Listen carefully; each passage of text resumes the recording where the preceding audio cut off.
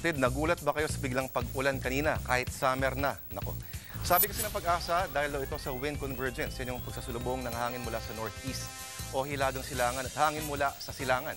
Bumubuo yan ng ulap at ang ulap, nagbubuhos syempre ng ulan. Kasama nga tayo dito sa Metro Manila, mga nakaranas ng biglang pag-ulan kahit pa medyo mainit-init. Bukod pa dyan, meron pang easterly winds. Mainit yan, pero dahil sa init na yan, posibleng umulan sa hapon o sa gabi, kaya ingat po tayo. Pagsapit ng Miyerkules, sabi naman ng Pag-asa, inaasahang tirik na ulit ang araw dito sa atin. At dyan naman sa may Visayas at Mindanao, medyo mas petiks ang panahon, kaya swerte kayo dyan. Pero maiba tayo. May kasabihan, ang tibay na kalooban ay nasusukat hindi sa kung ilang beses ka bumagsak, pero kung ilang beses ka bumabangon. 311, tatlong numerong sumasagisag sa katatagan at lakas ng loob ng mga Hapon. 311, tatlong numerong nagpapakita ng kultura at karakter ng isang tao. 311, tatlong numerong sumisimbolo ng pangunguna sa teknolohiya ng bansang Hapon. Pero ang tanong, kakayanin kaya nila kung ito ang bumanat sa kanila?